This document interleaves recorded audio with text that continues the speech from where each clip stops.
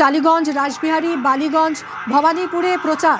সুকান্ত সেতু থেকে শুরু হয়েছে মিছিল ঢাকুরিয়া পর্যন্ত। শেষ বেলার প্রচারে দক্ষিণ কলকাতায় মমতা বন্দ্যোপাধ্যায়।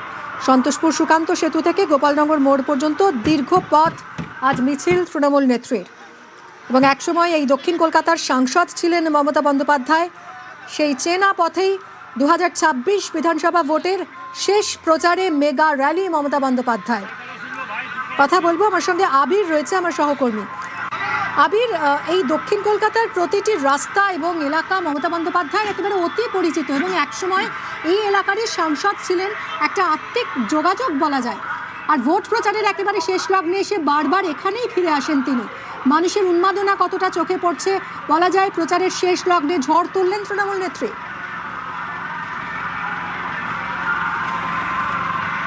প্রথমত হচ্ছে যাদবপুর এবং দক্ষিণ কলকাতা দুটো জায়গারই প্রাক্তন সাংসদ মমতা বন্দ্যোপাধ্যায়। বর্তমানে যা যাদবপুর লোকসভা কেন্দ্রের মধ্যে থাকা জায়গা এবং দক্ষিণ কলকাতা লোকসভা কেন্দ্রের মধ্যে থাকা যে জায়গা, তার সমস্ত কটা বিধানসভাকেই একেবারে নির্বাচনী প্রচারের শেষ দিনের শেষ অংশে মমতা বন্দ্যোপাধ্যায় তার প্রচারে সংযোগ করে দিতে চাইছেন।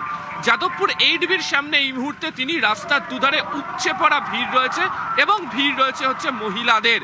আমরা বারবার ধরে কেন বলছি মহিলাদের ভিড়? এবারের নির্বাচনের ক্ষেত্রে মহিলা ভোটই ফ্যাক্টর হতে চলেছে এবং প্রথম দফার নির্বাচনের যে সম্পূর্ণ যে ভোটার প্রাপ্ত ভোটদানের যে তালিকা যে প্রকাশ পেয়েছে, বিধানসভা ভিত্তিক জেলা ভিত্তিক যে তালিকা প্রকাশ পেয়েছে, সেখানে দেখতে পাওয়া গেছে যে মহিলারা প্রায় 93% মহিলা তারা ভোট দিয়েছেন। ফলে অবশ্যই মহিলা ভোট ফ্যাক্টর। এই মুহূর্তে যাদবপুর 8বি ক্রস করে যখন যাদবপুর বিদ্যাপীঠের দিকে এগোচ্ছে, রাস্তার সামনে বিভিন্ন জায়গায় বিভিন্ন পকেটে পুরো উপচে পড়া ভিড় রয়েছে। প্রচুর মানুষজন তার অপেক্ষা করছেন, কেউ হাতে মোবাইল, কেউ হাতে মালা, কেউ হাতে হচ্ছে শাঁখ নিয়ে তারা দাঁড়িয়ে রয়েছেন। রাস্তার দুদিক থেকে মমতা বন্দ্যোপাধ্যায়কে দেখে অভিবাদন জানাচ্ছেন। দ্বিতীয়ত তোমাকে বলবো, এই রাস্তা যে বিধানসভাগুলোকে তিনি দিয়ে যাবেন সেগুলোকে বলা হয় তৃণমূল কংগ্রেসের গড়। সাম্প্রতিক সময়ে একবার মাঝে 2011-র পর তার যাদবপুর বিধানসভা কেন্দ্র হাতছাড়া হয়েছিল বটে, কিন্তু বিভিন্ন সময় বিভিন্ন নির্বাচনকে কেন্দ্র করে এই গোটা এলাকা একেবারে যে বিধানসভার ওপর দিয়ে তিনি যাবেন তার সবকটাতেই তৃণমূল কংগ্রেসের যে প্রাপ্ত ভোট তারা ধরে রাখতে পেরেছেন, এই বিধানসভা আসনগুলো ধরে রাখতে তারা পেরেছেন।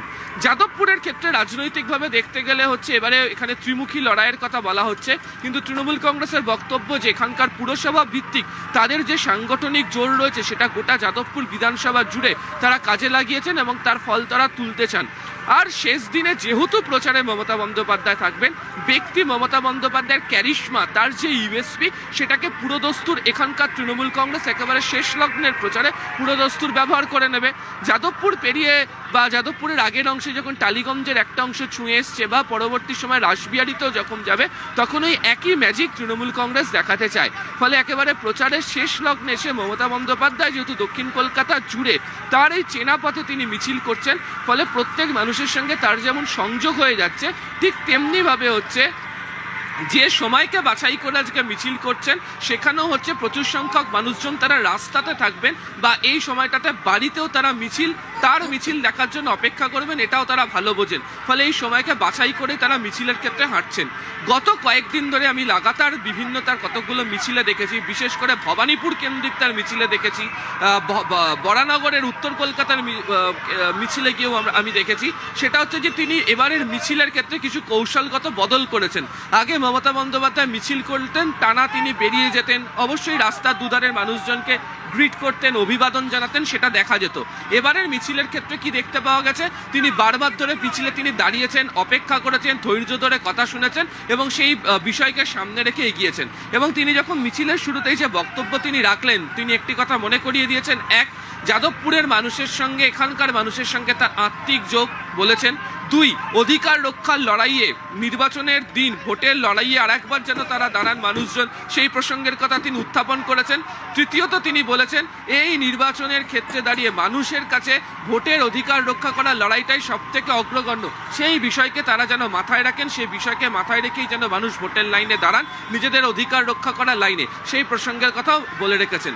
তবে আবারও বলছি, যাদবপুরের এই অংশে এই মুহূর্তে যাদবপুর ইউনিভার্সিটি মিছিলের ডান দিকে সেটাকে এগিয়ে রেখে মমতা বন্দ্যোপাধ্যায় কলকাতায় বাঁদিকের লেন ধরে তার মিছিল এগোচ্ছে। রাস্তার দুধারে যে সংখ্যক মানুষের উপস্থিতি, বিভিন্ন ধরনের মানুষের যে উপস্থিতি, তা অবশ্যই চোখ টানতে বাধ্য। এবং এইখানকার মানুষের কাছে এই একেবারে শেষ লগ্নে এই বার্তাই বা এই ছবি তৃণমূল কংগ্রেস ধরে রাখতে চাইছে নির্বাচনী প্রচারে, যে তারা বোঝাতে চাইছেন যে তাদের সাংগঠনিক শক্তি কতটা বহাল রয়েছে।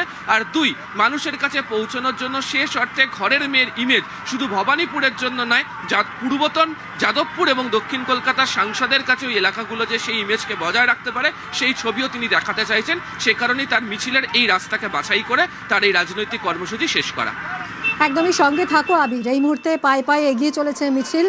শেষ বেলার প্রচারে দক্ষিণ কলকাতায় মমতা বন্দ্যোপাধ্যায় সন্তোষপুরের সুকান্ত সেতু থেকে শুরু করে ঢাকুরিয়া পর্যন্ত পদযাত্রায় তৃণমূল নেত্রী, এবং একসময় দক্ষিণ কলকাতার সাংসদ ছিলেন মমতা বন্দ্যোপাধ্যায়। সেই চেনা পথেই 2026-এর বিধানসভা ভোটের শেষ প্রচারে মেগা র্যালি মমতা বন্দ্যোপাধ্যায়।